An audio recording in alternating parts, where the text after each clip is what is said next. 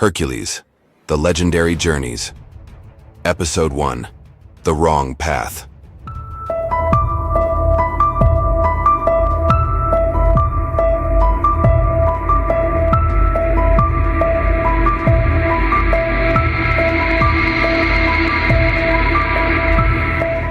The sun had barely risen over the mountains of ancient Greece when Hercules returned home. His footsteps were heavy, not from exhaustion, but from the weariness of endless battles and God's games. Monsters, tyrants, beasts. He had bested them all. And now, at last, he had come back to what he truly loved: his family. The small cottage stood peacefully amidst rolling fields and wildflowers. His wife, Deianira, ran into his arms, her laughter ringing like music. Their children rushed out after her, wrapping their arms around their father. For a moment, Hercules forgot the weight of the world. For a moment, he was not a demigod. He was just a man, a father, a husband. But fate, cruel and relentless, does not grant peace so easily, especially not to the son of Zeus. That evening, as Hercules played with his children under the golden glow of the setting sun, a hooded figure watched from the woods. Her eyes burned with hatred. She was Hera's servant, sent to remind Hercules that no happiness could exist under the queen of the gods' watchful eye. Hera, who loathed Hercules for being the result of Zeus's betrayal, had spared him no torment, and now she would strike again, where it would hurt him most. As the stars emerged above the olive trees, the flames of Hercules' hearth danced warmly. But not far from his home, another fire was being kindled, one of destruction. The attack came in the dead of night. Hercules woke to screams. Flames licked at the windows. His heart raced. Bursting through the door, he saw horror unfold. The barn was ablaze, and worse, his family was inside. He ran faster than any man alive through the smoke and flame. But the fire was not natural. It hissed and snarled like a living creature. Divine. Hera's touch. When he reached them, it was too late. Deianira and the children were gone. He stood in the ruins of his life, the world collapsing around him. Grief did not come gently. It crushed him. He fell to his knees, roaring in rage and agony. The gods had taken everything, again, and something inside him snapped. Hercules buried them on a hill overlooking the valley, where the sun kissed the earth each morning. He didn't cry at the funeral. His tears had dried into fury. He knew who was behind this. Not the mortal soldiers who carried out the deed, but the goddess who had sent them. Hera. So began the wrong path. He left the home they had built together and traveled to Istar, the nearest village rumored to house Hera's loyalists. The villagers. There spoke in whispers of a local warlord named Xylus, one who had grown powerful under Hera's favor. Xylus had recently burned villages, stolen livestock, and worse, taken innocents as sacrifices. When Hercules heard the name, he clenched his fists. Xylus had once been a lowly bandit.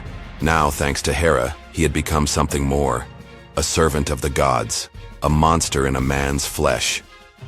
On the road to Xylus's camp, Hercules met an old man named Iolaus, a former soldier and once a good friend. Iolaus had settled into a life of peace. But when he saw Hercules, haunted, silent, seething, he knew something was wrong. Hercules told him what had happened. Iolaus offered help, but Hercules refused. "I don't need help," he said darkly. "I need revenge." He found Xylus's outpost 3 days later. It was a crude fortress built from the bones of burned homes. Hercules stormed in like a tempest, tearing down the gates with his bare hands. He fought through Xylus's men with no mercy, flinging them aside like broken dolls. He was not the calm, smiling hero the villagers knew. He was wrath-given. Xylus stood atop the fortress walls, watching. "So the mighty Hercules finally bleeds," he mocked. "You think killing me will bring them back?" Hercules roared, leaping up to the parapet. Their battle was brutal. Xylus had been blessed by Hera with strength, but not enough. Hercules crushed him, not just physically, but emotionally. With every blow, he screamed out his pain, his loss, his fury. In the end, Xylus lay broken on the stones, begging for mercy. But Hercules no longer gave mercy. Later, as the fortress burned behind him, Hercules wandered aimlessly through the countryside. The people he passed whispered his name. Some praised him, others feared him.